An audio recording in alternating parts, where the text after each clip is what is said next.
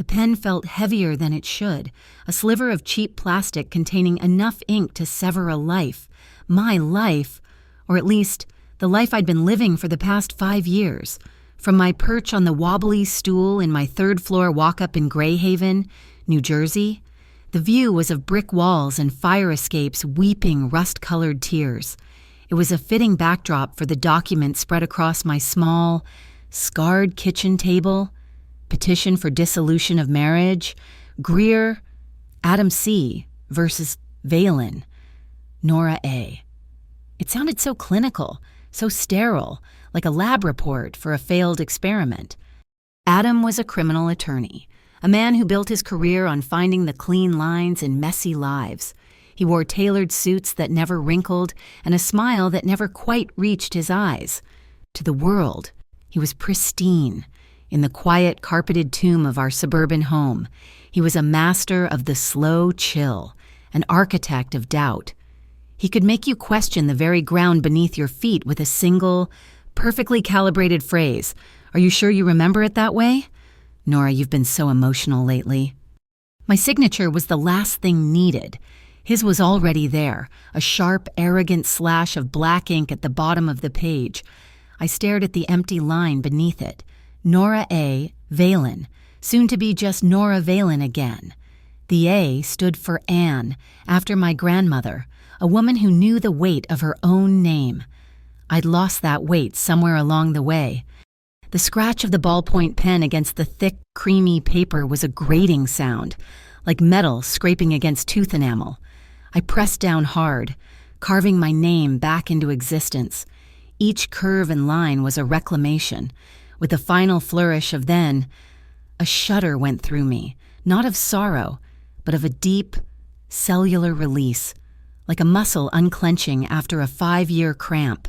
It was done. On the counter, next to a single, browning apple, lay the envelope it had come in, white, crisp, with the embossed seal of the Merrow County Civil Court, a formal, final punctuation mark. My gaze drifted from the envelope to the junk drawer, which was slightly ajar. I knew what was inside, nestled between a book of matches from a restaurant we'd never visit again and a spare set of keys to a life I no longer wanted. I pulled the drawer open. The thin plastic stick was there, its little window holding the ghost of a line. I'd torn the package open this morning, my hands trembling, not with hope or fear, but with a grim need for certainty. The result was an answer so faint it was almost a question. A pale, hesitant mark that could have been a shadow, a trick of the light. It was enough. For a dizzying moment, I saw the path that line represented, a chain, forged not of love but of obligation, a way to bind him, to make the clean lines of his life messy for once. It would be a righteous, bitter victory, but it would also be another cage. 5 years with Adam had taught me that some cages are built of concern, some of promises, and the most dangerous of all are built of shared secrets. This would be the ultimate secret, the one that would ensure I was never truly free. He would call it our responsibility, our duty, and I would hear the click of the lock. My freedom was a newborn thing, still wet and fragile. It was more precious than any revenge. I picked up the plastic test, the faint line a whisper of a life I was choosing not to live, and with a sharp twist, snapped it in two.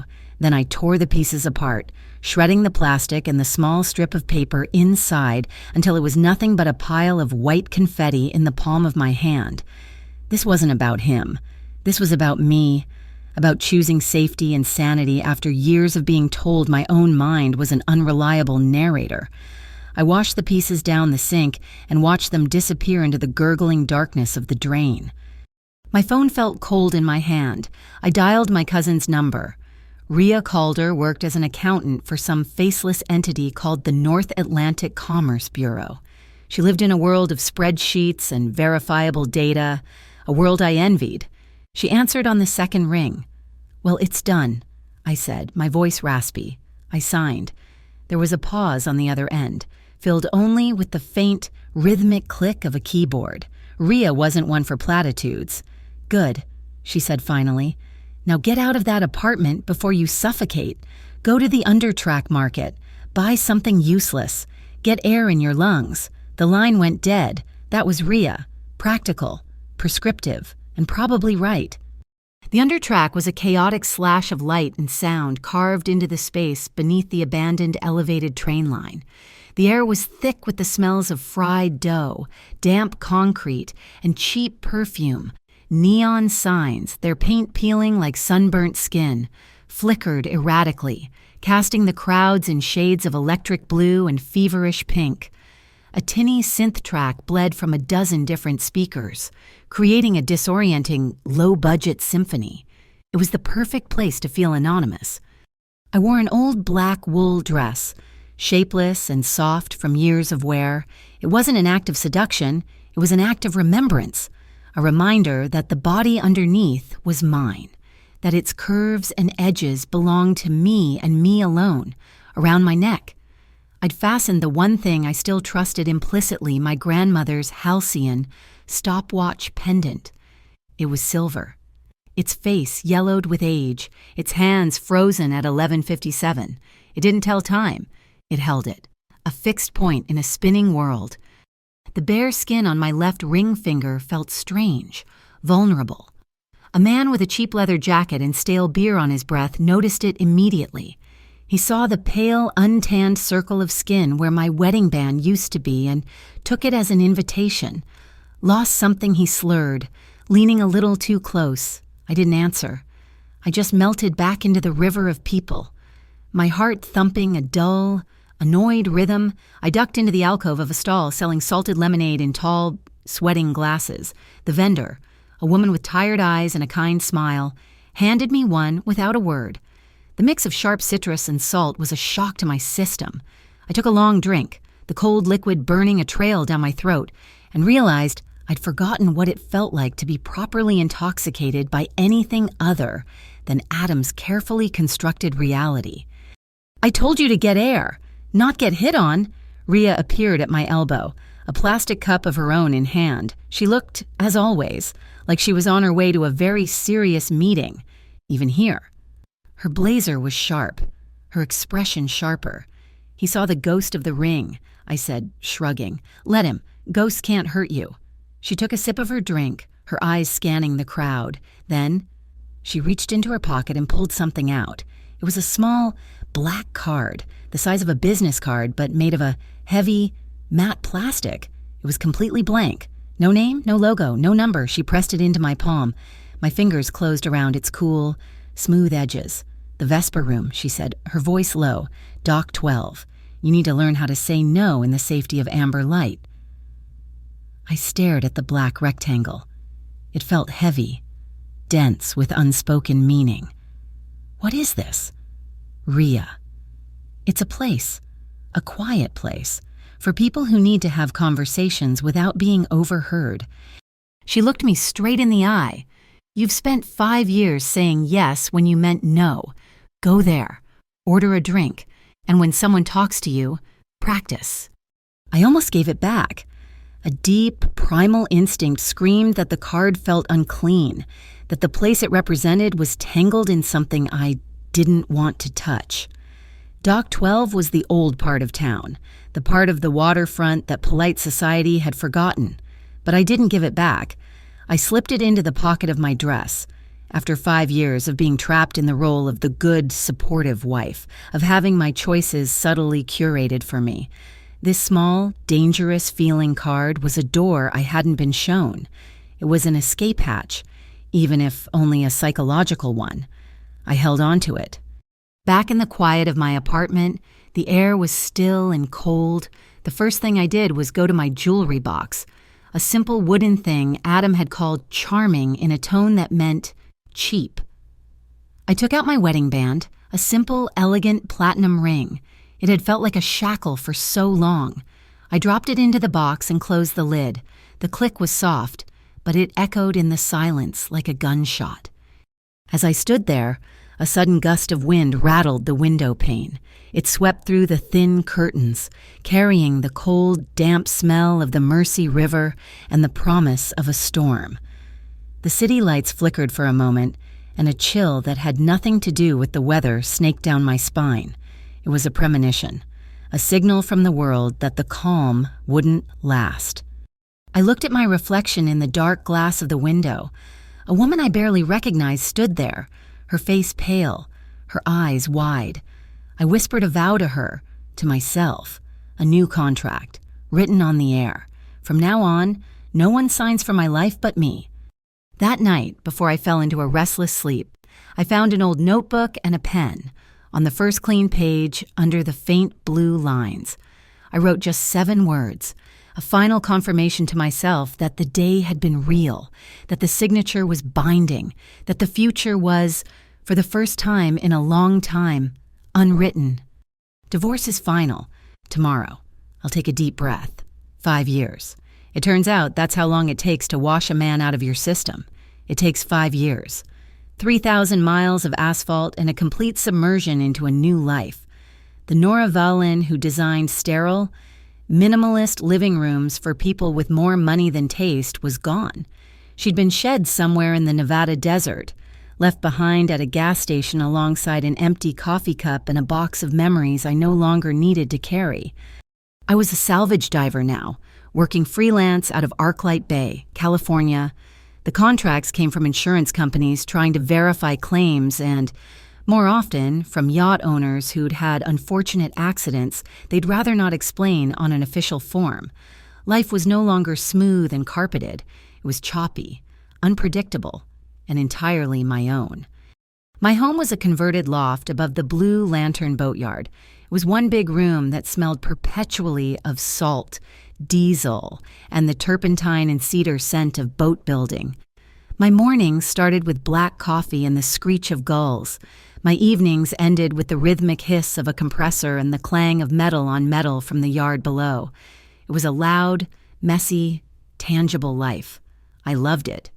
My partner was Deacon Wu, a former Coast Guard rescue swimmer with a face that looked like it had been carved from driftwood and eyes that had seen too many things go wrong at sea. He spoke in clipped, efficient sentences.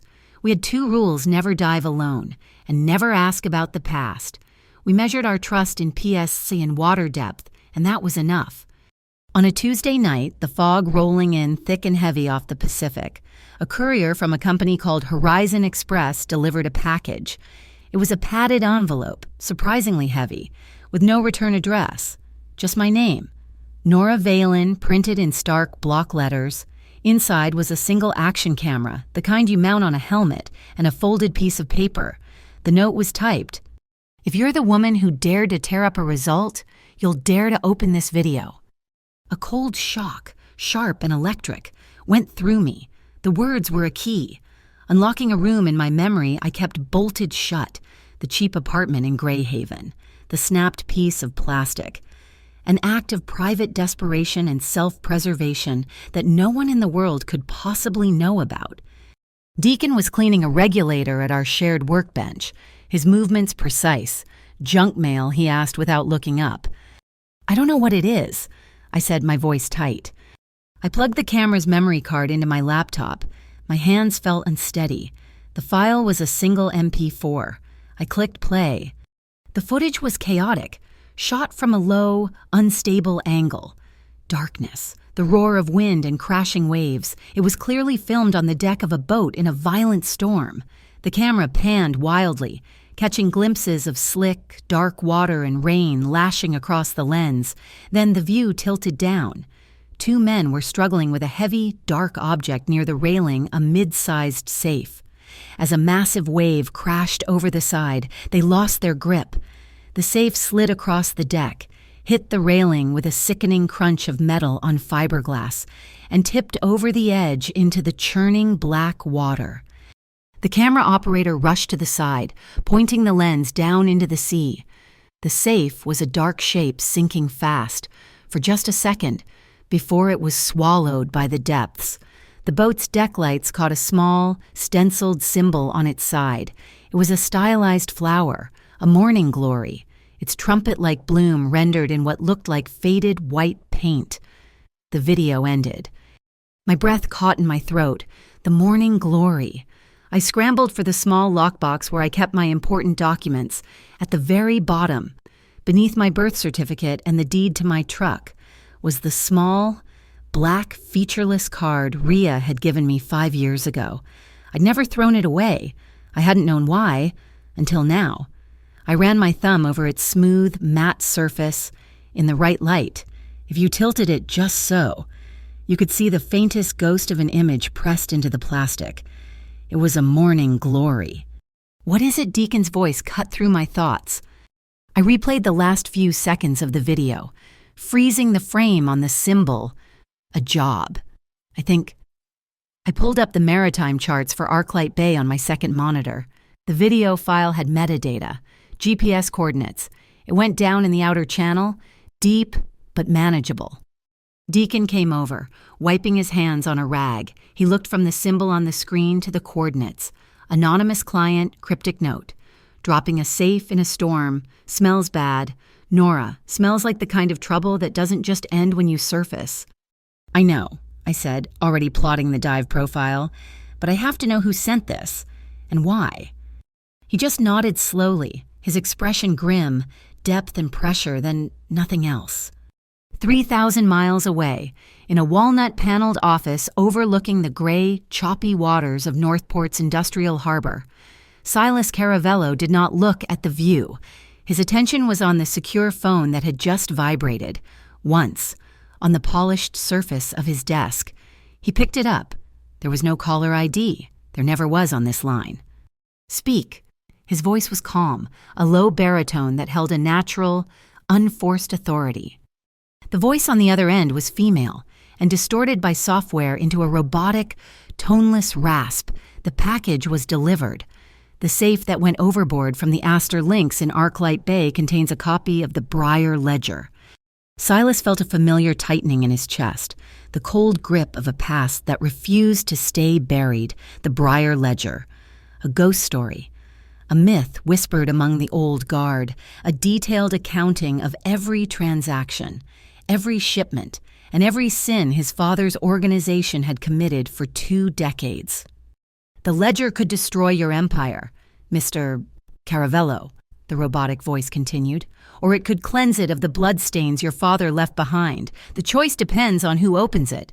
Only one person can find it now, a woman who dared to tear up a result." The line clicked dead. Silas placed the phone back on the desk, his movements deliberate.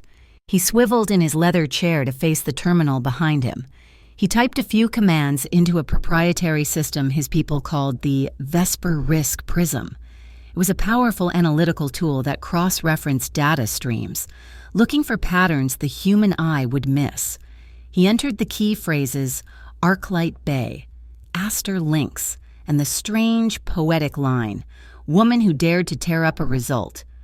The system churned for less than 10 seconds. A single file was flagged, compiled from public records and whispered digital chatter. A name appeared on the screen, Nora Valen. He read the file. A designer from the East Coast, divorced 5 years ago from a well-connected attorney in Greyhaven, New Jersey. A quiet but legally contentious separation. Then she'd vanished from that life, only to resurface a year later in California as a freelance salvage diver.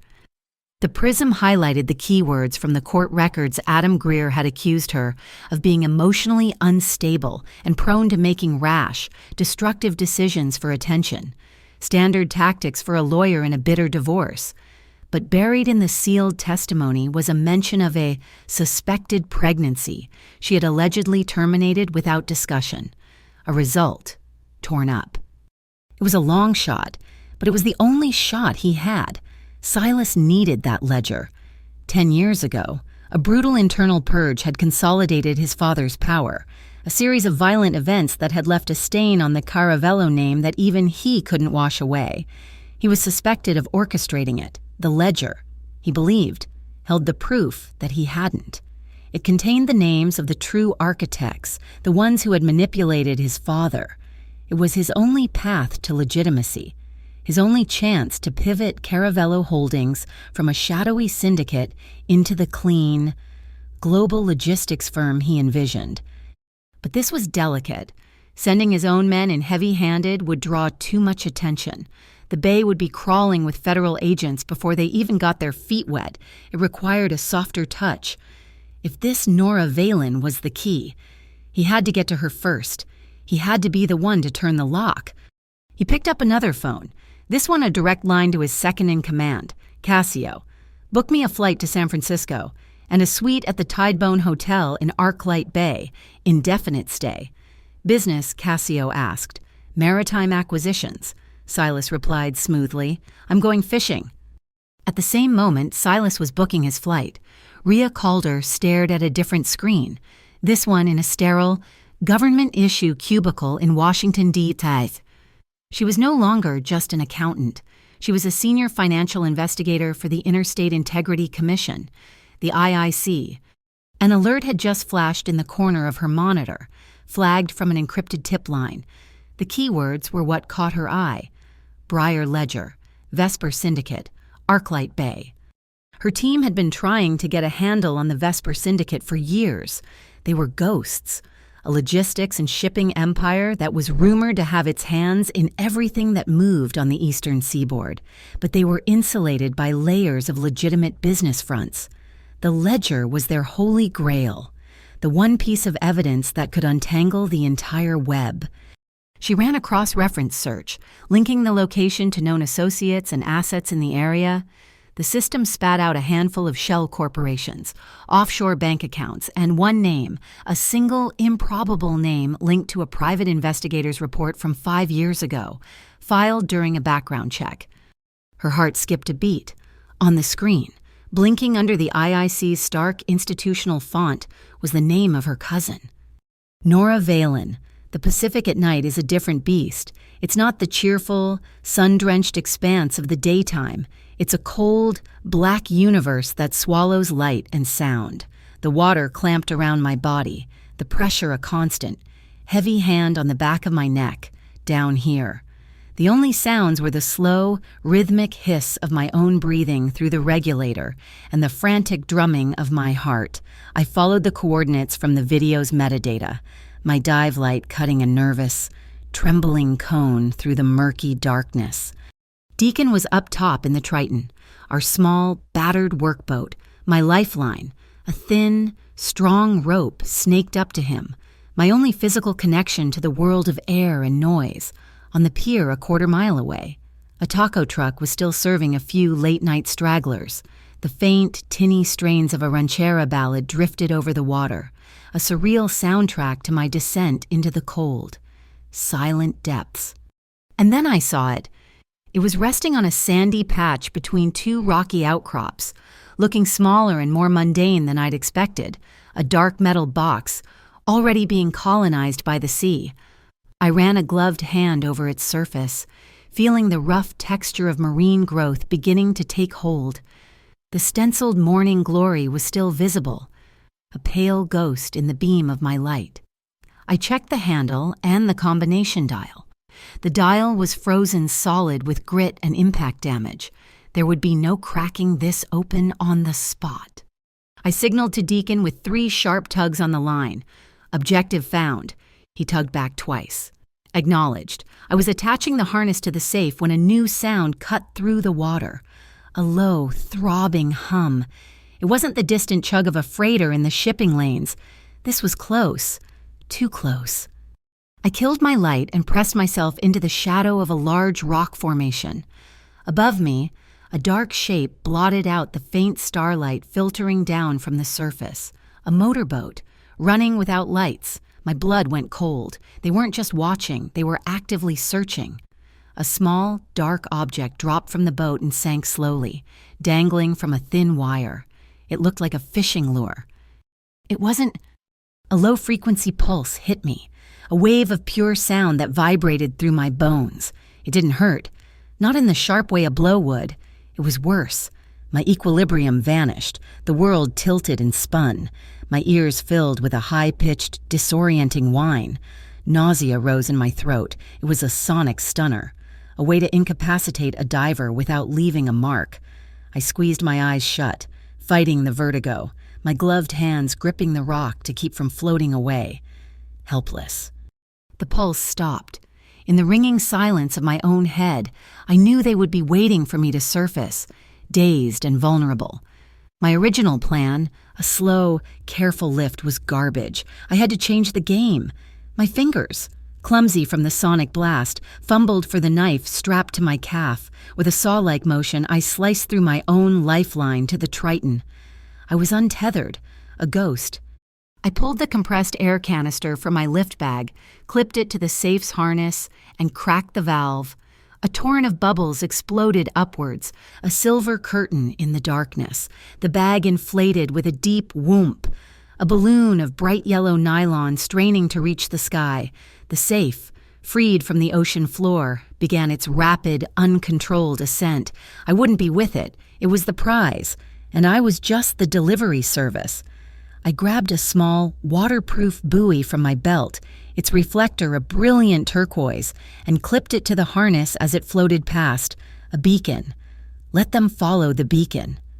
I stayed low, using the rock formations for cover, and began a slow, horizontal swim away from the target, conserving my air, my head still throbbing with a dull, metallic ache.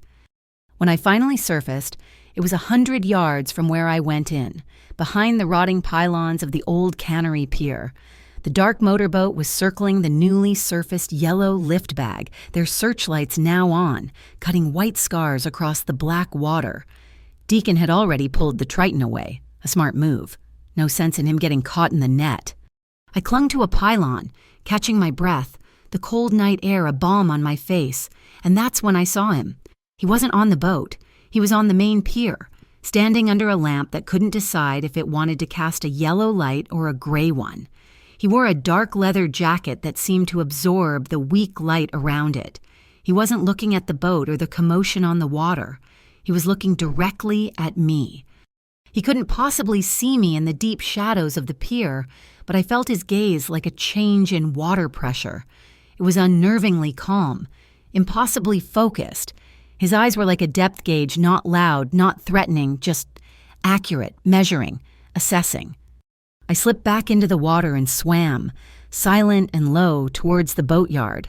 By the time I climbed the ladder at the Blue Lantern dock, my teeth were chattering from the cold and adrenaline. Deacon was there, waiting.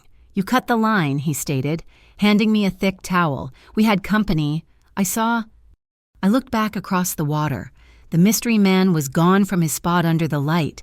Instead, he was at the all-night seafood stall near the taco truck, buying a paper cup of something hot. He was talking to the old man who ran the stall, his posture relaxed, casual, a tourist asking for directions. But his head was angled just slightly, his attention still fixed on the bay, on the area where my turquoise buoy now bobbed gently on the tide. I dried myself off, my mind racing. 10 minutes later, dressed in dry clothes, I walked over there, my heart a cold, heavy knot in my chest. I needed to get a closer look. I bought a bottle of water from the taco truck, my back to the seafood stall. I could hear his voice now. It was a smooth North American accent, but underneath it, there was a faint, almost imperceptible cadence, a ghost of an Italian inflection, flattened and worn smooth by years spent elsewhere. He turned as I walked away, and for a second, our eyes met. It was just a glance. A meaningless contact between two strangers at a late-night food stall, but his eyes held mine for a fraction of a second too long. And in that moment, I knew he wasn't a cop. He wasn't a federal agent. He was something else. My phone buzzed in my pocket, a text from a number I didn't recognize. "Don't open the safe. What's inside will make you a target. R.C. Rhea. It had to be. My hand started to shake. How did she know? How was she connected to this? Silas watched the woman walk away. Nora Valen. She was smaller than he'd expected, but she moved with a swimmer's economy of motion. There was a resilience in the set of her shoulders. Even now, when she must have been cold and terrified, he'd seen her cut her line. He'd seen her send the safe up as a decoy. He'd watched her surface in the shadows. She was smart. He turned back to the vendor. "Thanks for the coffee." He dropped a 50 on the counter and walked away, pulling out his phone. He dialed a single number. "Cassio," he said, his voice low. "The asset is in play. The woman is competent. Our friends in the other boat were clumsy. I want them identified, but not engaged. No bloodshed in Arclight. Do you understand? This place stays quiet. Just observe. Track her. Track the buoy. I want to know where she takes it." He hung up. "We need to get it out of the water before they do," I told Deacon, showing him the text. He read it, his face impassive. "She's not wrong." He looked out at the bay, where the dark boat was still circling. "They're looking for a diver. They won't be looking for a winch." He nodded toward the boatyard. "The Blue Lantern has a walk-in cold storage unit. Old, barely works. But the door is a foot of insulated steel. No one goes in there. Hide it in plain sight," I whispered, "for now."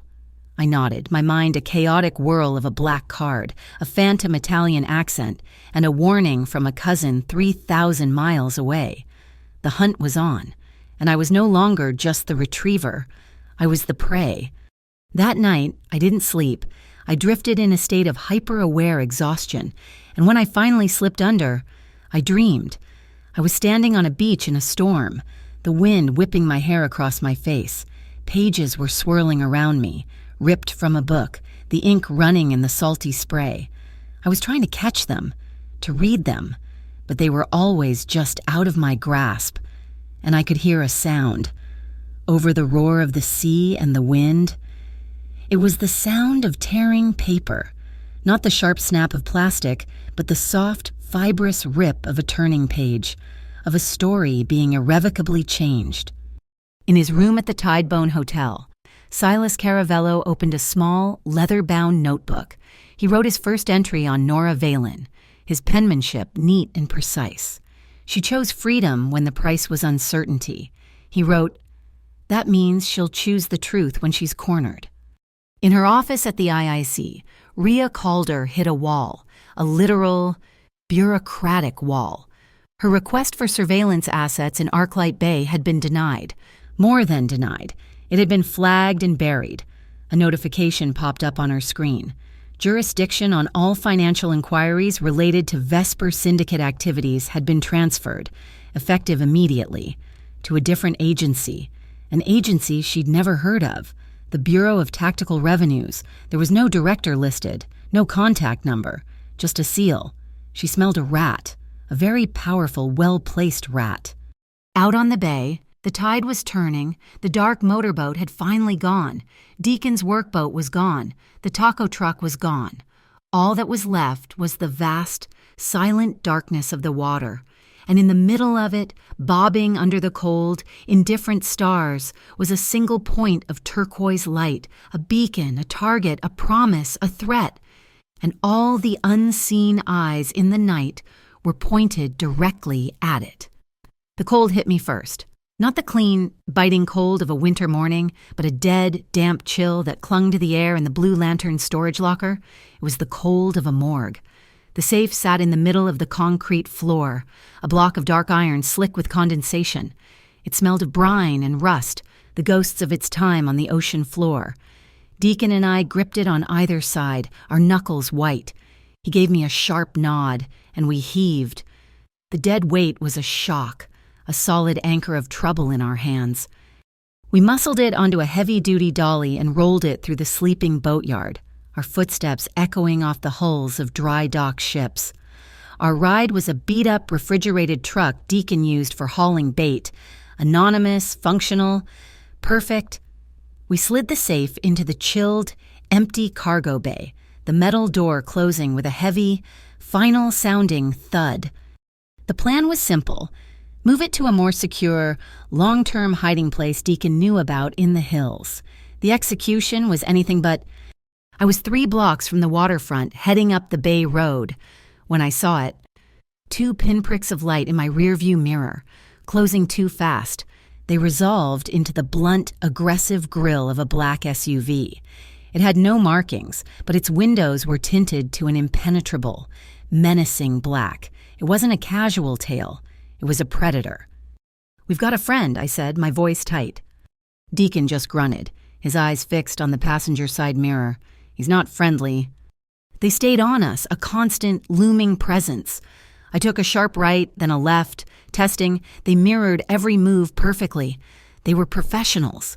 My mind raced through the options. We couldn't outrun them on the open road. The truck was too slow, too heavy. We needed a different kind of terrain, an equalizer. "Hold on," I said, and cranked the wheel hard right, tires screaming in protest. We lurched off the smooth asphalt and onto a crumbling service road. The entrance marked by a faded sign, Wharf 9 Terminal, do not enter. Wharf 9 wasn't a terminal anymore. It was a graveyard, a sprawling, 10-acre maze of shipping containers, mountains of scrap metal, and derelict machinery. It was where I'd learned to drive a stick shift at 16 in a junker my dad had bought for $50, weaving through the rust and ruin. I knew its every dead end and hidden path. The SUV followed, its suspension handling the broken pavement better than ours. I plunged into the labyrinth, cutting between stacks of containers that rose like canyon walls, blocking out the morning sun. I could hear the roar of their engine, sometimes close, sometimes distant, as they tried to cut me off. This was my turf. Then a new player entered the game. A sleek, dark sedan appeared at the far end of a long corridor of containers, coming from the opposite direction, effectively blocking my best escape route. For a terrifying second, I thought they had us boxed in, but the sedan just sat there, waiting, watching. I saw the man in the driver's seat. It was him, the man from the pier, the one with the depth gauge eyes and the ghost of an accent. Silas. The name came to me. Unbidden. It felt like his name. I didn't have time to process it. The SUV was closing again. I saw a flash from its passenger window. A fiery orange streak arced through the air. A flare. It slammed into the side of our truck's cargo bay with a loud thwack. The metal skin glowed cherry red for a moment, but the refrigerated truck's thick insulation held. It didn't penetrate. They were trying to cook us out, or cook whatever was inside. I was running out of maze. Ahead of me was a sheer drop-off, a steep slope of shredded metal and debris that slid directly into the murky waters of the bay. A dead end. I stomped on the brakes, then yanked the handbrake. The heavy truck groaned, its back end sliding out in a controlled drift that brought us parallel to the precipice, inches from the edge. The smell of burning rubber filled the cab. Now I yelled. Deacon was already moving. He kicked his door open and hit the ground rolling. He came up with a pneumatic line launcher, a tool we used for salvage, and fired. A 4-pronged grappling hook shot out, trailing a thin, high-tensile cable. It snagged the SUV's front axle. Before they could react, I slammed the truck into reverse. The engine screamed, the wheels spinning, smoking, fighting for purchase. The cable went taut. The SUV, caught off guard, was dragged forward, its tires screeching as the driver fought for control. That's when the man in the sedan, Silas, finally moved. He got out of his car, not with a weapon drawn, but with a strange, deliberate calm. He took off his leather jacket, folded it neatly, and placed it on the hood of his car. He looked toward a nearby stack of containers and gave a small, sharp shake of his head, a signal. Then he walked into the no-man's land between our truck and the SUV, his hands held out to his sides, palms open. "That's enough!" he called out, his voice cutting through the engine noise. It wasn't a plea. It was a command. The doors of the SUV flew open, but the men who got out weren't thugs. They were dressed in tactical gear, clean and professional, with identical emblems on their sleeves, a stylized BTR. The man in the lead was sharp-featured, with an arrogant smirk. Casper Leong. The name came from the same unknown place as Silas's. He ignored Silas and strode toward me, holding up a document. Casper Leong, Bureau of Tactical Revenues, by federal authority. I'm seizing this vehicle and its contents. He flashed the paper. It looked official, embossed with a seal. My blood ran cold, but a ghost whispered in my ear. Adam's ghost. He'd been a cold man, but he'd taught me things, always read the fine print. Nora, the devil is in the details, and so is the lie. I scanned the page. My eyes snagged on a single word in the legalese: conveyance. Except it wasn't. The O and the N were capitalized: conveyance. A deliberate typo, a nullifier, a way for a document to look official to the uninformed while being legally worthless, protecting the issuer from charges of impersonating a federal officer. It was a loophole, a dirty trick. A slow, cold smile spread across my face. It felt like Adam's smile. I looked Casper Leong straight in the eye. "Looks like just another piece of paper someone wants me to sign," I said, my voice dripping with 5 years of venom. I took the warrant from his stunned fingers and, with a sharp, satisfying rip, tore it in half. "I'm done with those." His face hardened into a mask of fury. But before he could speak, a sound split the air. Not a gunshot, a flat, vicious crack. Something screamed past my head. Silas moved with impossible speed. He lunged, grabbing my arm and yanking me down behind the engine block of the truck. A split second later, a second crack echoed through the scrapyard, and a fist-sized chunk of steel exploded from the pillar right where my head had been. A sniper. On the roof of a warehouse across the yard. Casper's face was a mask of shock, then dawning realization. He'd been set up, too. The sniper wasn't his, or maybe he was, and the target had just been expanded. Casper had brought a knife to a gunfight he hadn't even known was happening. Deacon acted. He grabbed a CO2 fire extinguisher from the truck's cab and blasted it at the SUV. A thick, white cloud of freezing fog erupted, instantly obscuring everything. It was chaos. The bridge, Deacon yelled. Through the swirling white smoke, I saw Silas looking at me. Then at the safe in the back of the truck. He understood. There was a narrow, rusted steel maintenance bridge 100 feet away that crossed a deep drainage canal. It was our only way out on foot. He didn't wait for an answer. He moved to the back of the truck as I did. Together, we grabbed the corners of the freezing, heavy safe. On 3, he grunted. We lifted, our arms straining, and half ran, half stumbled through the dissipating fog. The bridge rattled and groaned under our combined weight and the dead weight of the safe. Bullets sparked off the steel girders around us. We made it to the other side and collapsed into the cover of another pile of scrap, our lungs burning. I looked down at his hand, still gripping the corner of the safe next to mine. It was warm and steady. His grip was firm, not crushing, a simple physical fact of strength and presence. And I hated it. I hated this sudden, unwilling reliance on a stranger. But even more than that, I hated the small, treacherous part of me that registered the feeling of his hand next to mine and felt, for the first time in a very long time, a flicker of something that felt terrifyingly like safety. The place Deacon led us to was an old boatwright's shed, long abandoned. The air inside was thick and sweet with the smell of pine resin and curing wood, a scent so clean and honest it felt like a lie in our current situation. We set the safe down on a floor of wide, worn planks. The silence that fell between us was heavy, broken only by the sound of our own ragged breathing and the distant cry of a gull. "We need to open it," I said, looking at the frozen dial. "We need to know what we're risking our necks for." Silas stood by the shed's single grimy window, a silhouette against the gray afternoon light, knowing might be the bigger risk. "I'm not hauling this thing around on a guess," I shot back, my voice sharper than I intended. I ran a hand over the safe's cold, damp surface. "I'm opening it. I just need to get through the lock. Let my people handle it. They can have it open in minutes, quietly." A familiar, bitter taste rose in my throat, the echo of Adam's voice, always so reasonable, always so certain he knew the better way. "Let me handle it, Nora. You're too emotional to see this clearly." I shook my head, the motion sharp and final. "No, no one else touches it. This is my find, my risk. I'll be the one to open the door." My life was no longer a place where men got to turn the keys for me. Silas turned from the window, and for the first time, I saw him clearly in the dusty light. He wasn't just watching me. He was studying me. His gaze intense. "This isn't just a door.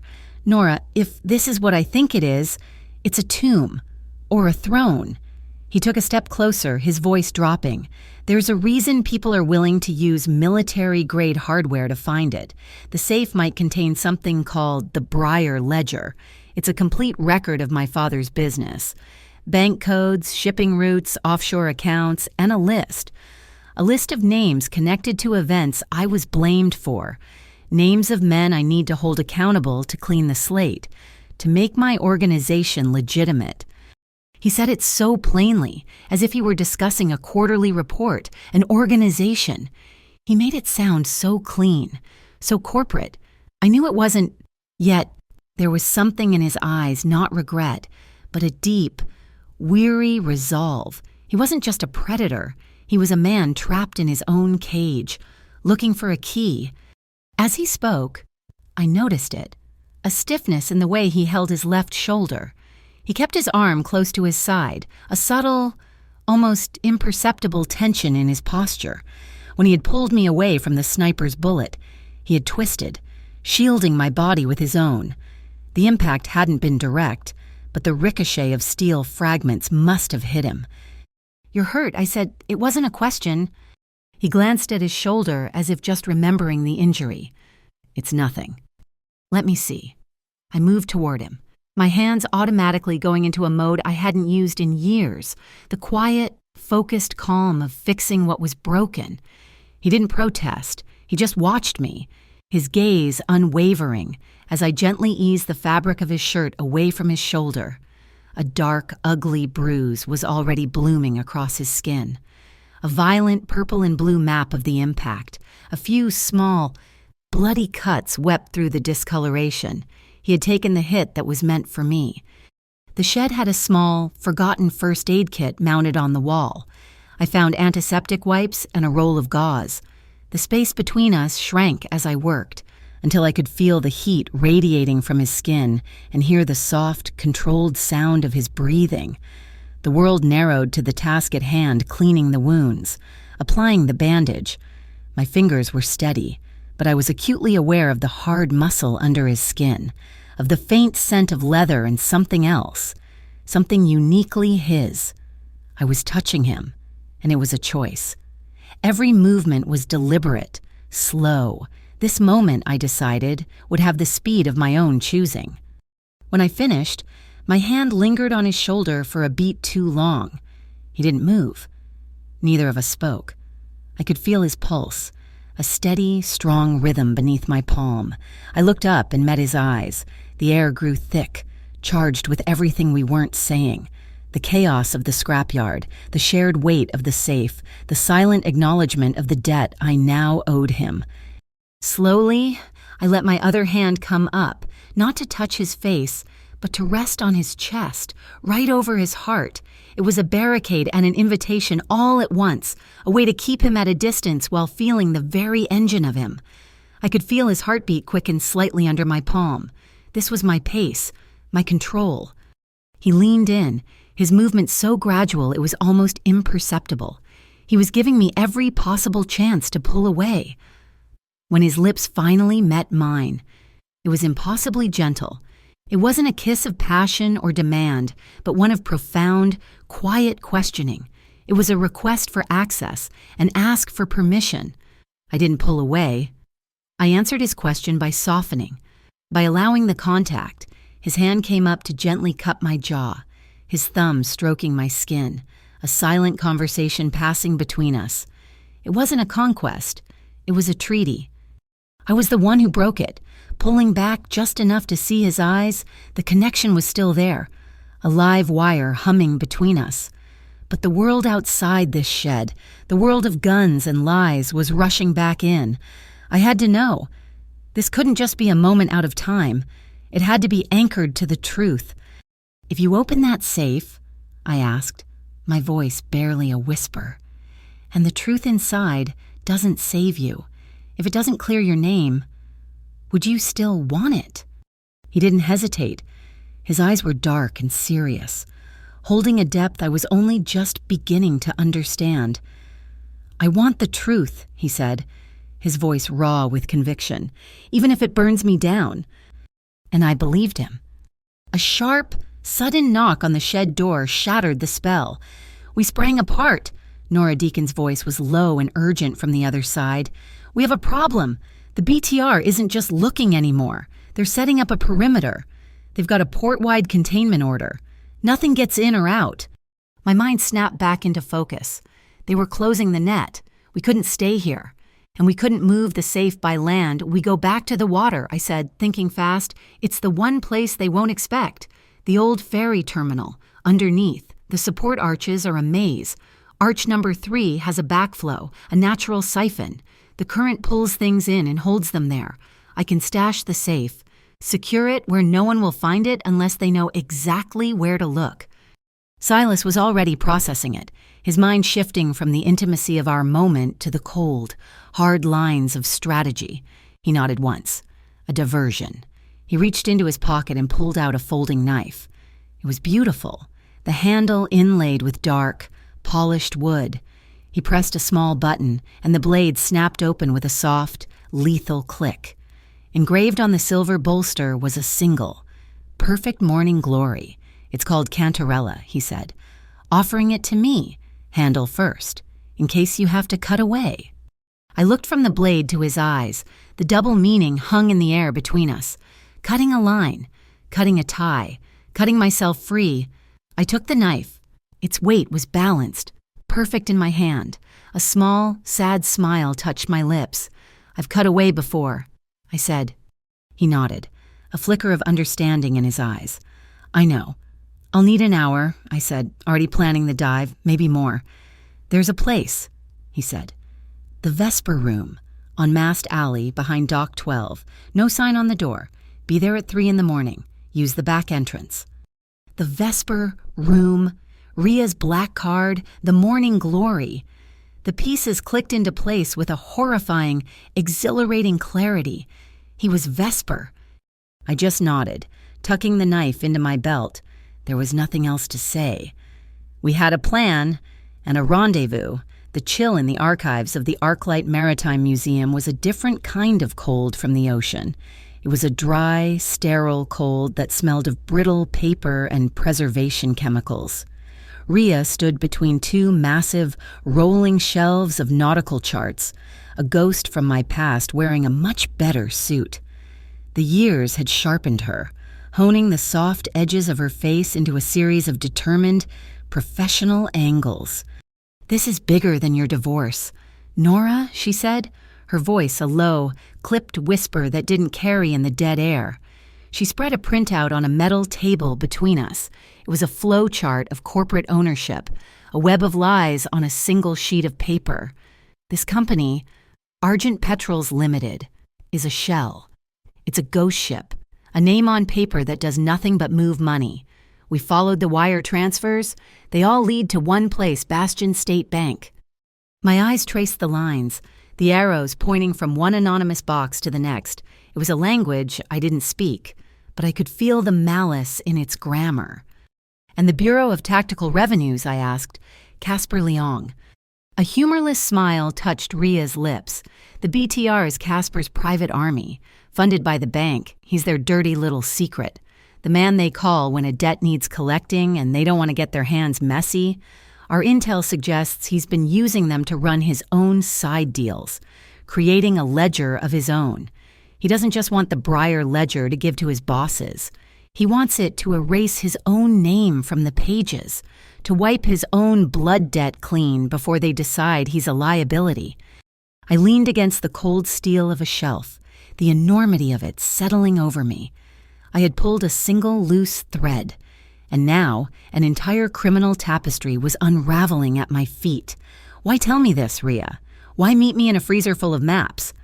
She looked at me, and for the first time, I saw a flicker of the cousin I used to know in her tired, intelligent eyes, a hint of a shared history, of a bond that went deeper than shell corporations and federal agencies. "Because you're the one standing in the middle of it," she said, her voice softening almost imperceptibly. "And because you're my family, you once tore up a result to escape the wrong man. Nora, I get that. I respect it. Just don't, in your rush to be free, tear up the wrong page that could save a lot of right people." She folded the chart and slipped it into her blazer. The half-reconciliation was over. The agent was back. "I can't protect you officially. My hands are tied, but I can give you information. Be smart." She walked away, her heels clicking softly on the concrete floor, leaving me alone in the cold with the ghosts of dead sailors and the weight of her words. The Vesper room was a pocket of silence in the noisy heart of the port. The back door in Mast Alley was unmarked, a slab of heavy, dark wood that opened into a world of amber light and shadows. The air smelled of old leather, spilled whiskey, and the faint, sweet scent of clove. There were no windows, no clocks. It was a place outside of time. Silas was waiting in a booth in the far corner, a glass of water untouched in front of him, in the dim, warm light. The exhaustion was plain on his face, etched in the fine lines around his eyes, as I slid onto the leather banquette opposite him.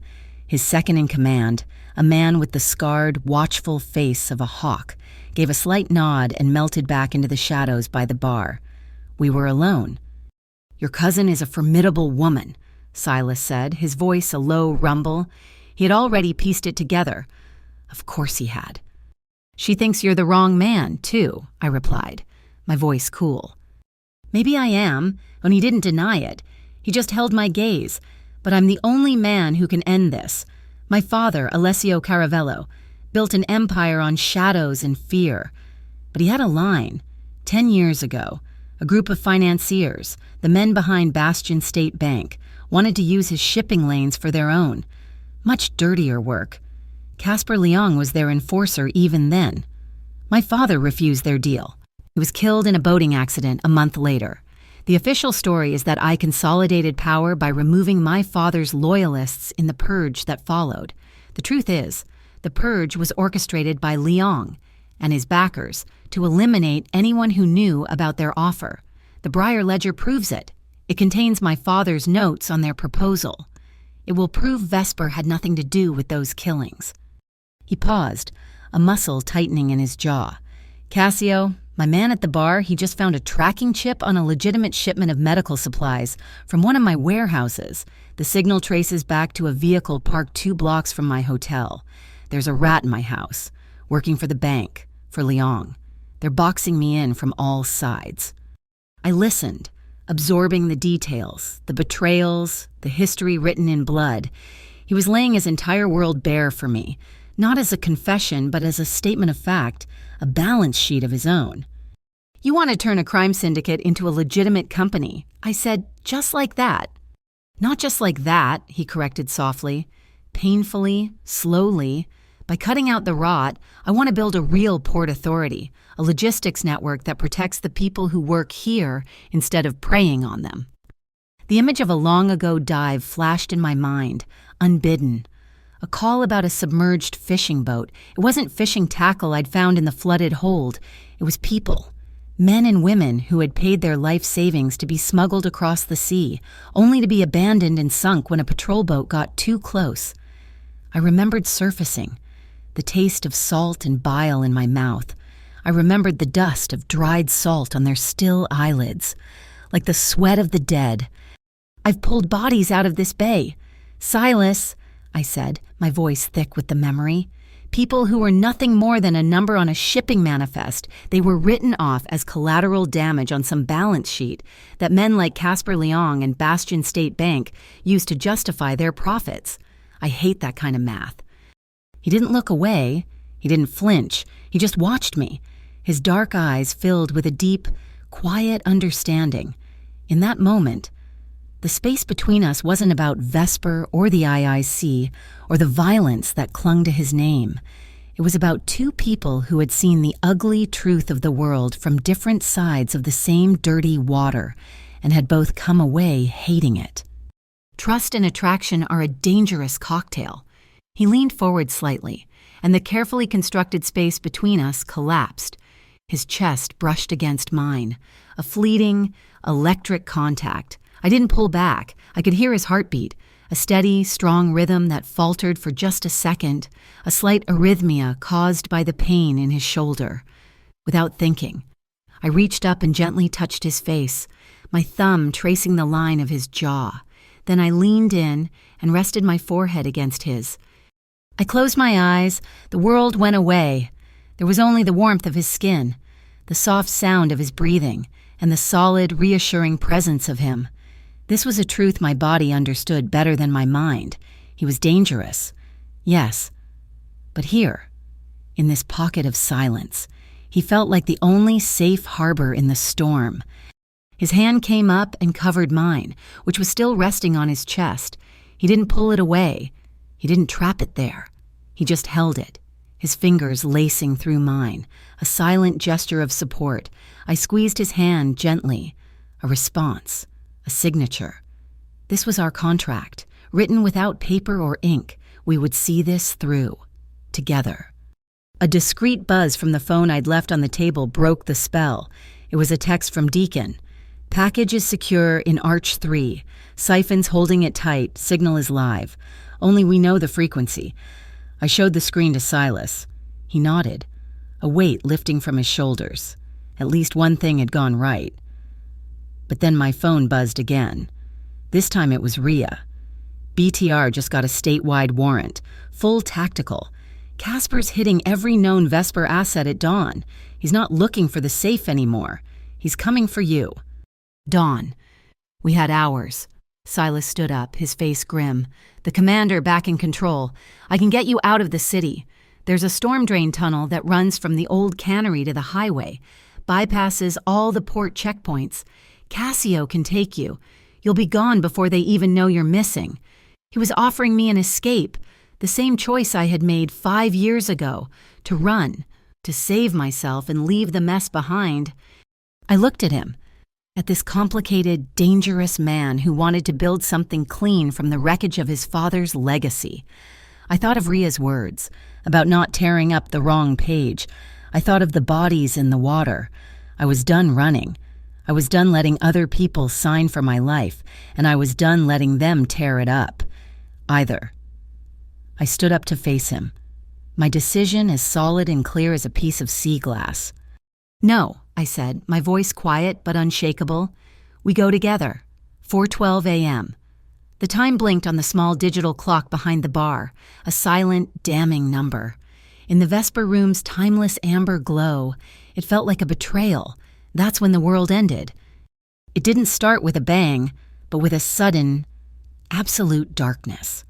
The power was cut, plunging the room into a blackness so complete it felt like a physical weight. A heartbeat of pure silence followed, and then the sound of shattering glass. Not one window, but all of them. A violent, percussive symphony of destruction. Bright, stabbing beams of tactical flashlights cut through the darkness, pinning us in their glare like cornered animals.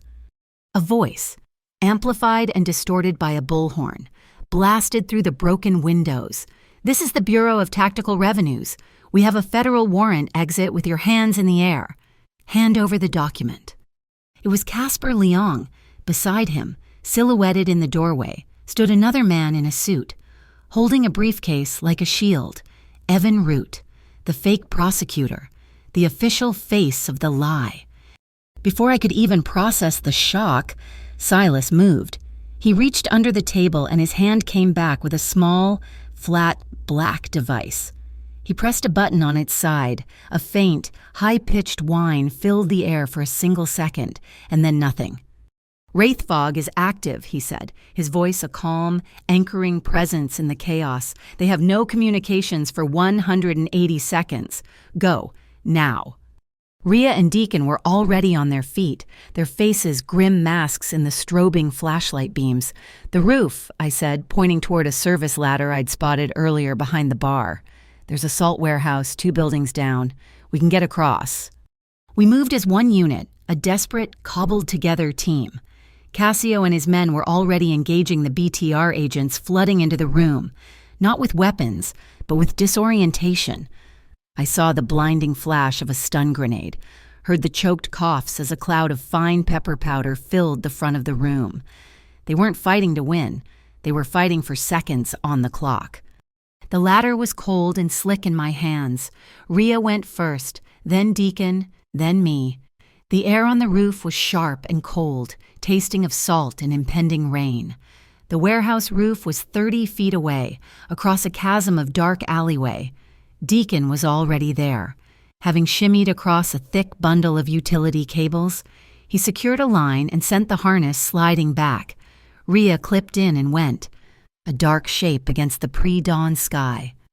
It was my turn. I clipped in, took a deep breath, and pushed off. The journey across was a terrifying, soaring blur. I landed hard on the graveled roof of the warehouse, my hands scraping against the rough surface to break my fall. I felt a sharp, stinging pain and looked down to see my palms bleeding, the red mixing with the gray grit. Silas landed beside me a moment later, as silent as a shadow. He saw my hands. Without a word, he pulled a clean, white handkerchief from his pocket and pressed it into my palm. He held it there for a second, his grip firm, his hand warm over mine. The fabric soaked up the blood, the salt from the roof stinging the open wounds, for that one moment. With the shouts and chaos echoing from below, our hands were joined, a strange communion of salt, sweat, and blood. "They're not just hitting this place," Deacon said, his voice a low growl. He was looking down at the docks. "They're moving on the water." My blood ran cold. I saw them. A BTR tactical boat, fast and gray, heading directly for the old ferry terminal, directly for arch number 3. Casper wasn't stupid. He was cutting off our escape route and going for the prize at the same time. "He knows," I breathed, or he guessed. There was no time, no other option. I have to go. I ran to the edge of the roof, looking for a way down. Silas grabbed my arm. "Nora, wait. We can find another way." "There is no other way," I said, looking him straight in the eye. "He gets that safe. We lose." Before he could argue, before I could second-guess myself, I jumped. It was a 20-foot drop to a lower tier of the pier, and I landed badly. My knees jarring, a shock of pain shooting up my spine, but I was on my feet and running. I heard Silas curse my name from the roof above, but I didn't look back. I hit the water in a shallow dive, the shock of the cold so intense it drove the air from my lungs. It was a physical blow, a fist of ice clenching around my chest. For a moment, I couldn't breathe, couldn't think. Then training took over. I forced a slow exhale, found a rhythm, and kicked down into the absolute blackness beneath the pier. I didn't need a light. I swam by touch, my bare hands tracing the rough, barnacle-encrusted surfaces of the massive concrete support pillars. I felt for the familiar crack in the cement near the base of the third arch, my only landmark in this sightless world. Back on the pier, the two worlds collided. Silas landed on the dock just as Casper Leong and 2 of his men rounded the corner. They faced each other under the single, buzzing sodium lamp. "You're out of moves. Caravello," Casper sneered, his gun leveled. "The woman, the safe. It's all over." "You're still living in my father's world, Casper," Silas replied, his voice dangerously calm as he circled slowly. "You're still playing by his dirty rules. That dirty legacy paid for your pretty suits. And now I'm burying it." Silas moved. It was a blur of motion. He closed the distance in 2 quick steps, deflecting Casper's gun arm upwards. The shot went wild, blasting a chunk out of the pier's wooden canopy. Silas's other hand chopped down on Casper's wrist, and the gun clattered to the ground. He followed with a knee to the gut and an elbow to the jaw. It was brutal, efficient, and shockingly fast. Casper stumbled back, gasping. Silas kicked the fallen gun away, scooped it up, and worked the action, ejecting the magazine. He didn't shoot. He simply disarmed a threat. Beneath the surface, I found the safe. The BTR divers were already here, their powerful lights cutting through the gloom, their torch already sparking against the steel cage Deacon had built around the siphon. I was out of time. I pulled the cantarella knife. The blade gleamed for a second in the distant light. I sliced through the decoy line, freeing the marker buoy. Then, with all my strength, I pushed the safe out of the main current of the siphon and into the eddy that curled around into the neighboring archway. Arch number 7. I pulled the new beacon from my belt, a small disc Silas had given me. I pressed the activation stud twice. It was keyed to my biometrics, pulsing at the exact frequency of my own heartbeat. I wedged it into the safe's handle and kicked away, back into the darkness. Just as I cleared the arch, a deep, rumbling boom shuddered through the water. It wasn't a massive explosion, just a contained, powerful concussion. I saw the BTR divers get thrown about like dolls as a huge slab of the concrete pier above them gave way, collapsing into the water in a churning cloud of white foam and debris, sealing the entrance to Arch 3. Deacon's little surprise. Above, the sudden roar of sirens split the air. Not BTR sirens, these were the high-low wail of the Arclight Port Police. Casper's head snapped up, his face a mask of disbelief. On a rooftop 3 buildings away. Rhea closed her laptop. The fake officer in distress call routed through a BTR server and broadcast on the Port Police frequency. Had worked. Casper was suddenly in the middle of a jurisdictional nightmare, his unsanctioned raid now contaminated by a legitimate law enforcement agency. He had no choice but to pull back. I surfaced near the Blue Lantern, gasping, my body shaking uncontrollably from the cold and adrenaline. Deacon was there, pulling me from the water. Silas and Rhea arrived moments later, their faces grim. We were alive.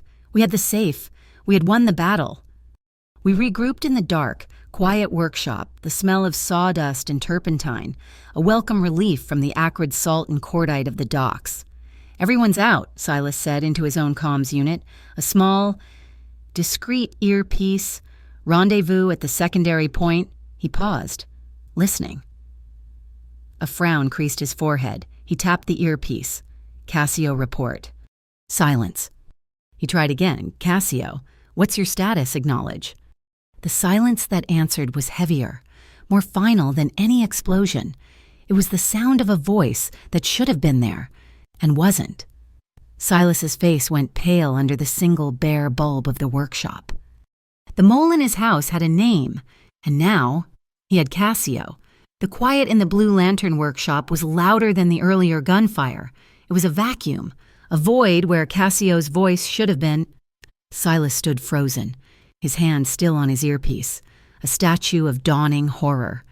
And then we found him. He was in the main workshop, strapped to a heavy wooden chair with thick zip ties. His face was bruised, a trickle of blood dried at the corner of his mouth. But his eyes were open, burning with a furious, helpless shame. Standing over him wasn't a BTR agent or a stranger. It was a man I recognized from the Vesper room, one of Silas's own guards. He held a pistol, and his hand was shaking. The bank made a better offer. "Silas," the man said, his voice cracking, "a retirement plan. Orders came straight from the top, from Evan Root." The fake prosecutor, the clean man with the briefcase. Rhea, who'd been silently working on her laptop in the corner, looked up. "It makes sense," she said, her voice a cold, analytical blade. "Bastion State Bank isn't the head of the snake. It's just one of the fangs. It's managed by a consortium, a private equity cabal. My sources call them the Caligo Circle." She turned the laptop screen toward us. It showed a complex web of offshore holdings and interlocking directorates. They're a shadow syndicate of financiers. They fund everything.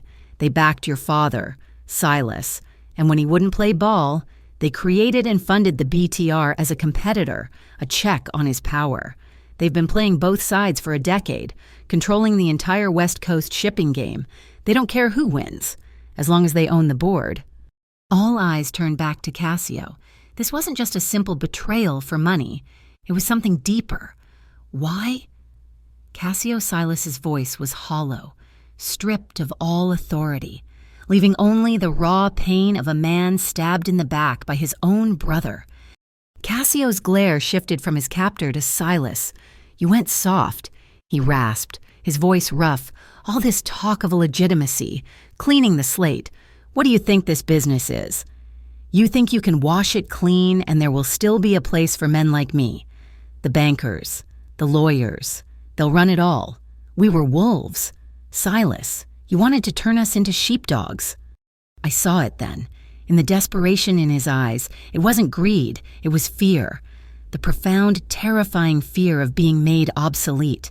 He was a man built for the old world, for the dirty rules, and he was terrified that in Silas's clean new world, he would be a relic, a ghost with no purpose.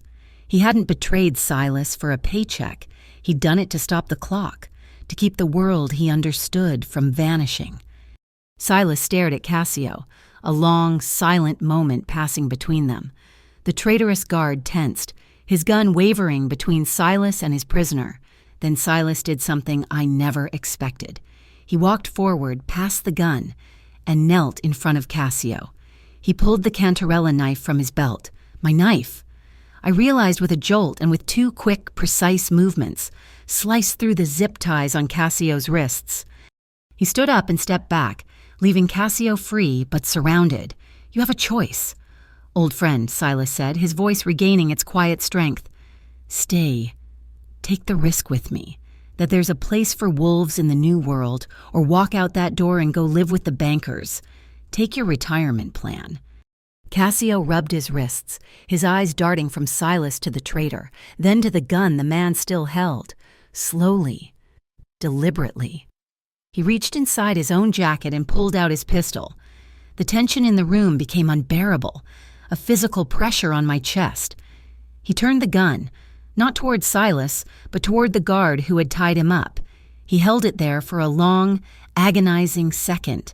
Then, with a sound that was half sigh, half growl, he lowered it. He didn't drop it. He tossed it onto a nearby workbench, where it landed with a heavy, metallic clatter. I never did like compound interest, he muttered. The tide was turning. I could feel it in the air, a subtle shift in the wind coming off the bay. The safe, I said, my voice, cutting through the tense silence. If I'm going to get it, it has to be now. The current under the ferry terminal will shift in an hour. It'll be 10 times harder to get it out. I looked at Silas. I need you topside, on the winch. You're the only one besides Deacon I'd trust as an anchor. We stood on the deck of the Triton, Deacon's small workboat, the gentle rocking of familiar comfort under my feet. The others were back in the workshop, dealing with the traitor, planning our next move, up here. There was only the sound of water lapping against the hull and the vast, dark quiet of the bay.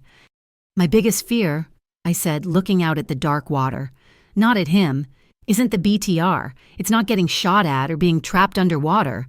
I paused, the confession feeling heavy and strange on my tongue.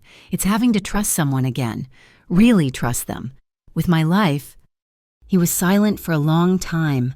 Standing beside me at the railing, I could feel his gaze on me.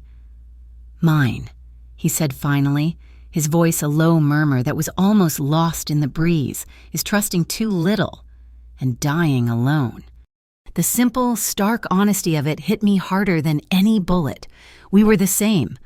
2 solitary islands separated by a lifetime of different circumstances, now staring across the same dark, lonely water. I turned to face him. The moment felt fragile. A thin sheet of glass that could shatter with a wrong word, a wrong move. I reached out, my hand hesitating for a moment before I gently placed my fingers on the side of his neck, feeling for the strong, steady pulse of his artery. It was a clinical gesture, a diver checking a partner's vitals, but it was also the most intimate thing I had done in years. His pulse was a steady, reassuring rhythm under my skin, his life, right there at my fingertips. He didn't move, he just watched me, his dark eyes searching my face. His own hand came up, not to grab me, not to pull me closer, but to rest lightly on my hip. It was a question, a point of contact, waiting for a response. I held my breath, and for a second, I thought I would pull away, retreat back to the safety of my own island. But then I did something else. I leaned into his touch, a small, almost imperceptible shift of my weight, and then I pulled him closer. That was all the answer he needed. His other arm came around me, drawing me against him. The kiss, when it came, was nothing like the first one in the boat shed. That had been a question, a spark in the dark. This was the answer. It was deep and sure, a slow, consuming heat that started in my chest and spread through my entire body. It was a surrender, not to him, but to the trust I had been so terrified of. His leather jacket, still cool from the night air, fell from his shoulders and pooled on the wooden deck. The world narrowed to the sensations of the moment, the rough texture of his shirt under my hands, the rhythmic slap of waves against the hull, the sweet, clean smell of pine resin from the boatyard mingling with the salt of the sea. His hands moved from my waist to my back, holding me, anchoring me. Every touch was a statement, a confirmation. It was a slow, deliberate exploration, a mapping of new territory built on a foundation of shared danger and whispered fears. It was the furthest thing from the cold, clinical life I had left behind. This was messy and real and terrifyingly alive. When we finally broke apart, we were both breathless. The night was quiet again. We didn't speak. We didn't need to. We simply stood there, wrapped in each other's arms, the shared warmth a bulwark against the cold. After a long moment, we sank down to the deck, our backs against the wheelhouse, shoulders touching. Deacon had left a couple of foil-wrapped sandwiches on the seat. I unwrapped one and broke it in half, handing a piece to him. We ate in a comfortable, easy silence, the cheap white bread and cold turkey tasting like the best meal I'd ever had. A small, genuine smile touched my lips. "Diver's romance," I said quietly. He looked at me, a corresponding smile in his eyes. I could get used to it. The buzz of my phone on the deck beside me was a harsh, ugly intrusion, an unknown number. I almost ignored it, but a knot of dread tightened in my stomach. I picked it up. It was a text message. "Bring the safe to the Obsidian Ferry Pier. Midnight, come alone, or he won't survive." Beneath the words was a video file. I tapped it with a trembling finger.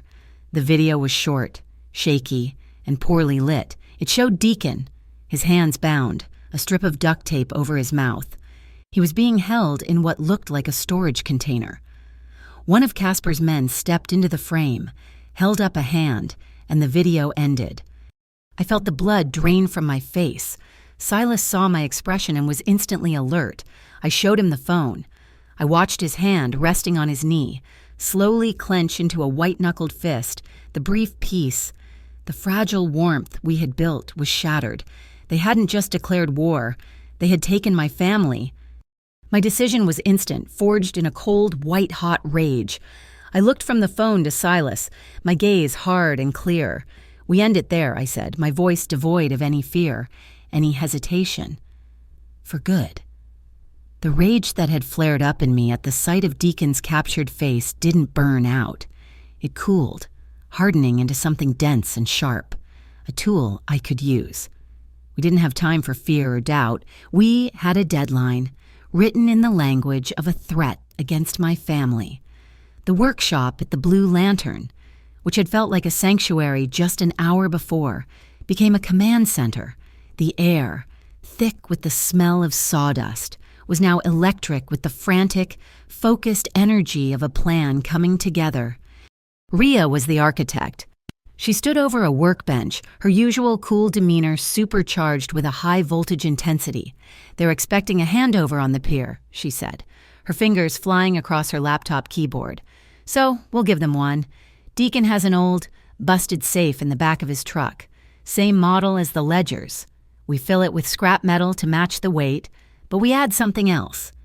She held up a small, sealed bag of fine, dark gray powder, highly magnetic graphite, undetectable to the naked eye, but any scanner they use to verify the contents will scream. It'll confirm their suspicions, make them think they have the real thing. It'll hold their attention. "And the real ledger?" Silas asked, his voice a low rumble.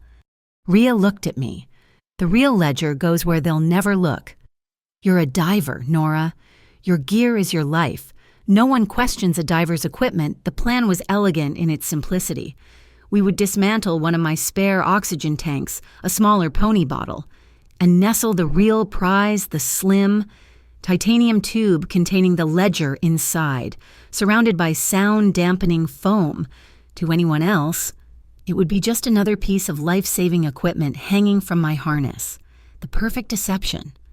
While Rhea and Deacon worked on the tanks, Cassio took charge of the human element. He'd already dealt with the traitor, who was now bound and gagged in the cold storage locker, awaiting a very different kind of debriefing.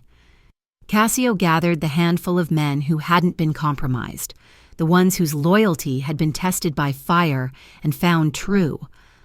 I watched as he handed each man a small, heavy token, a coin stamped with the Vesper morning glory.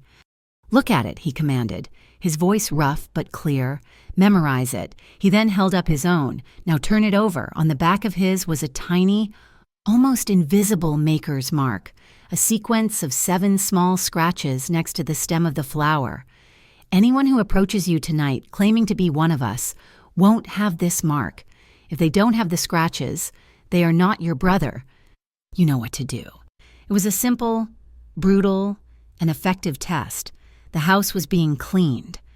Silas, meanwhile, worked his own logistics. He made a single, brief call. "I need a vessel," he said, his voice low and authoritative, an old harbor tug, the Lucky 7. "Have it moored at the north end of the Obsidian Pier by 11 p.m. No questions." He hung up. He looked at me, and a flicker of understanding passed between us. L7. Lucky 7, the number of the arch where I had hidden the safe. It was a message, a small acknowledgement of our shared secret, a piece of trust in a world of lies. My own preparations were a ritual, a familiar catechism of survival. In the quiet of my loft, I laid out my gear. I checked the seals on my dry suit, the charge on my dive computer, the battery in my headlamp. I flexed the blade of the Cantarella knife, its morning glory emblem a cool, solid weight in my palm. It was his, but it felt like mine now. Finally. I took 2 chemical heat packs and taped them to the inside of my wrists. It was an old diver's trick to keep circulation in your hands, to keep your fingers from going numb and clumsy in the crushing cold of the deep. It was a habit born of professionalism, a small act of control in a situation that was spiraling into chaos. As the final hour approached, Rhea made her own move. She made a call to a secure line at the IIC. "This is Calder," she said, her voice devoid of emotion. "I'm invoking a slow burn protocol. I have unconfirmed intel about unsanctioned tactical operations at the Arclight Port Authority. Send a query to the port police. Flag it low priority. I want it to get lost in the bureaucratic shuffle for at least an hour before it lands on the right desk." It was a beautiful piece of strategy, a delayed fuse. She was intentionally leaking just enough information to ensure that when the real chaos started, the port police would arrive, not as a direct response to us, but as a response to a BTR team operating illegally in their jurisdiction. She was building Casper a trap out of his own red tape. Just before we left, Silas pulled me aside. The frantic energy of the last few hours had subsided, leaving a heavy, quiet tension in its place. He pressed a folded piece of paper into my hand. It was a handwritten letter.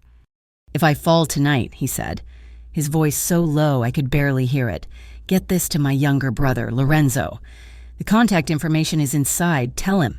Tell him not to let Vesper go back to the dark. Tell him to finish what I started." I looked down at the letter, at this small, fragile admission of his own mortality. I thought of the divorce papers I had signed, a document that had felt like an ending. This felt like the same kind of surrender to fate, and a cold fury rose in me. I was done with endings dictated by other men. I pushed the letter back into his hand. "No," I said, my voice fierce, unshakable. He looked at me, surprised. "You won't fall. I won't let you." I took a breath, the words coming from a place of certainty I didn't know I possessed. 5 years ago, I signed a piece of paper that ended my life. I'm not doing that again. Tonight, we're not ending anything. Tonight, we re-sign our lives, on our own terms. His eyes searched mine, and in their dark depths, I saw a flicker of something that looked like hope. He slowly closed his hand around the letter and nodded. The obsidian ferry pier was a skeleton picked clean by time and neglect. The few remaining lights cast a sickly, greenish-blue glow, the color of old hospitals and bad dreams. The water below was unnaturally calm, a sheet of black glass that promised a storm beneath its placid surface. The air was still, heavy, waiting. They were there, just as the text had promised. Casper Leong stood in the center of the pier, flanked by a dozen BTR agents in full tactical gear. Evan Root was beside him, looking smug and untouchable. But my eyes were drawn to the woman who stood slightly behind them. She was impeccably dressed, her smile as thin and sharp as a paper cut. This had to be Mara Levant, the face of Bastion State Bank. She was the true queen on this chessboard.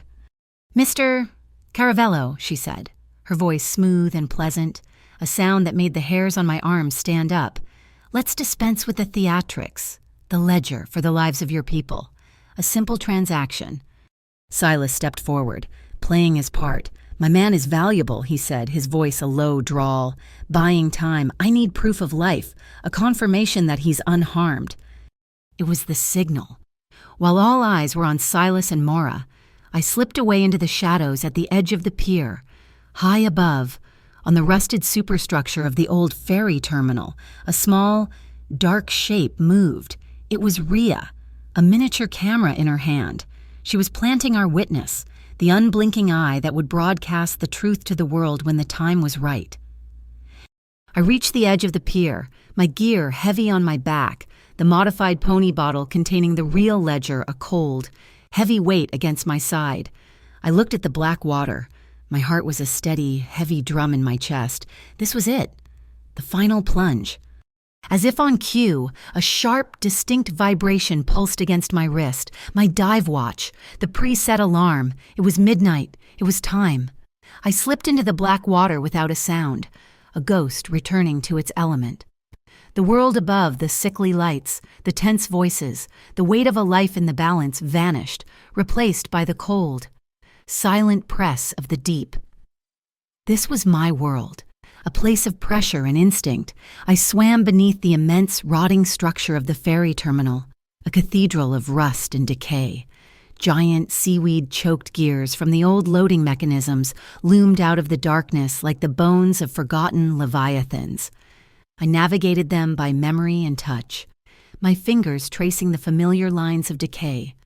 I found arch number 7. The current was stronger here, a ghost of the siphon's pull from 4 arches down.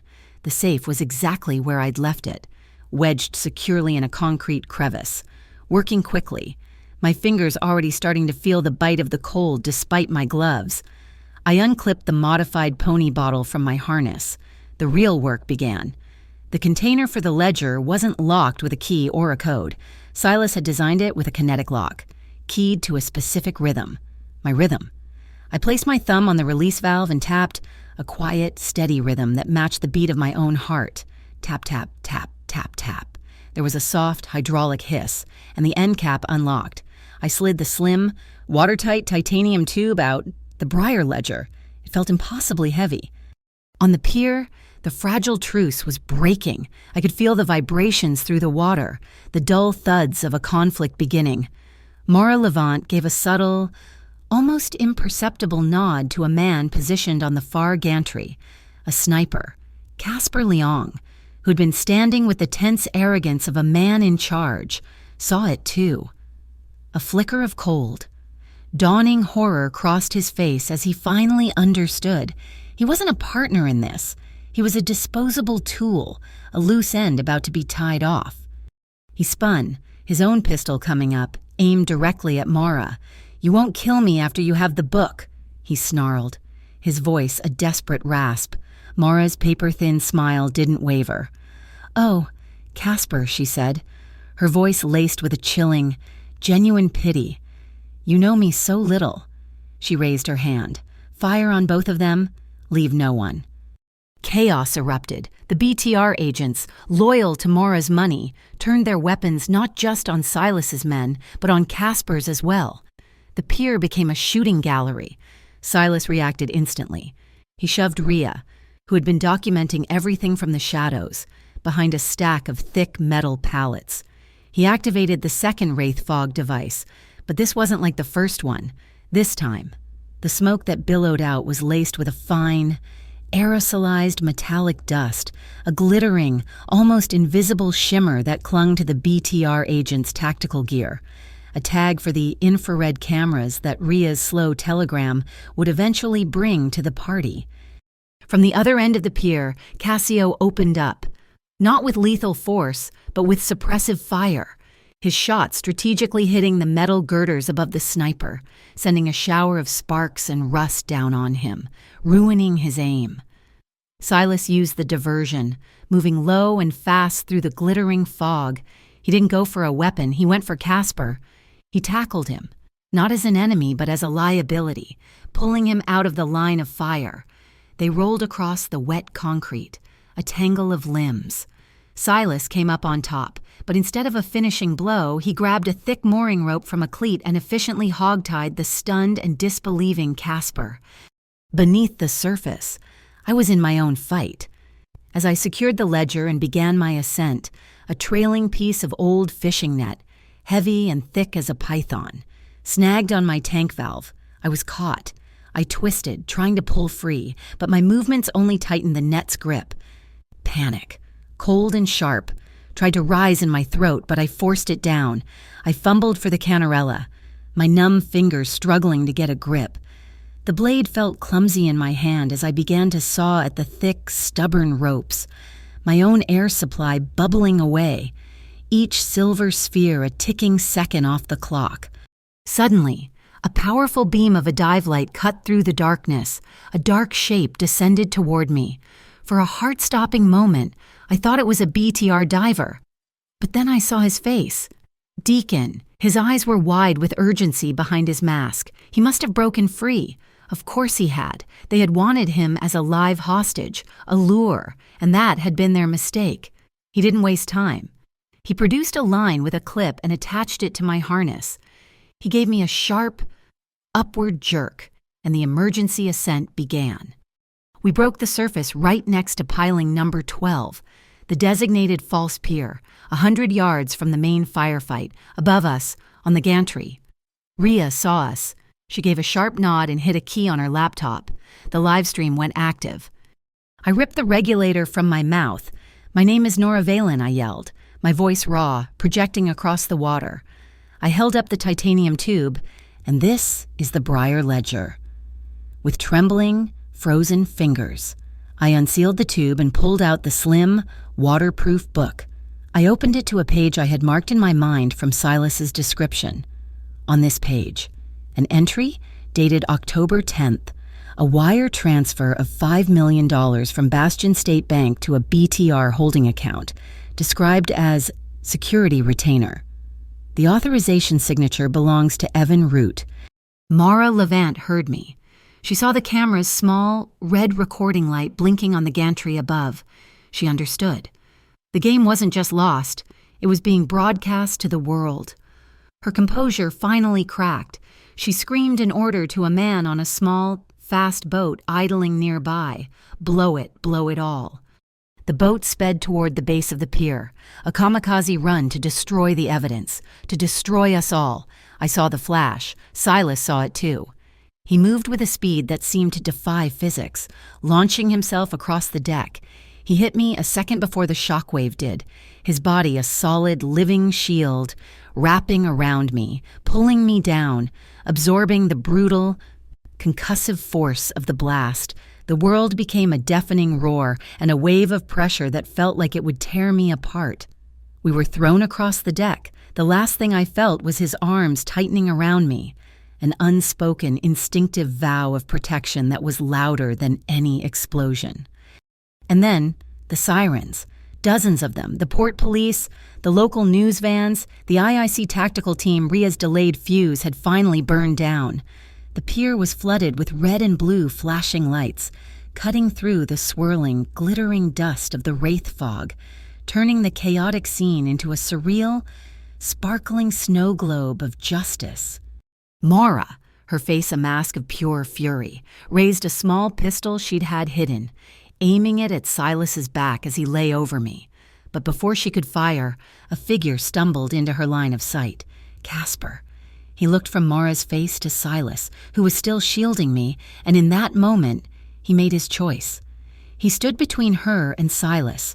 The shot cracked, and Casper grunted, a line of red blossoming across his shoulder. He looked at Silas, a strange, grim expression of respect on his face, and gave a single, sharp nod. "I chose to risk it with you," he gasped, before collapsing. It was over. Mara was swarmed by IAC agents. Evan Root was caught trying to torch his briefcase, but Rhea already had a digital copy of everything. The BTR, its authority and its crimes exposed on a live feed, was dismantled on the spot. I slowly got to my feet, Silas's arms still around me, and looked at the chaos, at the flashing lights, at the end of a long, dark chapter.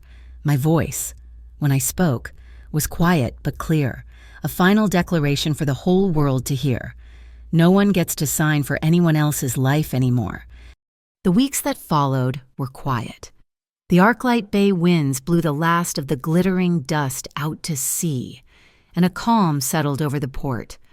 The Briar Ledger became the property of the federal courts, its secrets laid bare. The Vesper Syndicate died, and from its ashes rose Vesper Coastworks, a fully licensed and legitimate port security firm, operating under the watchful and now friendly oversight of the IIC. I didn't go back to the deep. I opened a small bookstore and cafe right next to the Blue Lantern boatyard. I called it Salt and Steel. It had a quiet reading corner reserved for the off-duty fishermen and boatwrights. On a shelf behind the counter, the empty titanium tube that once held the ledger now serves as a makeshift vase for a single, thriving morning glory vine. Rhea got her promotion.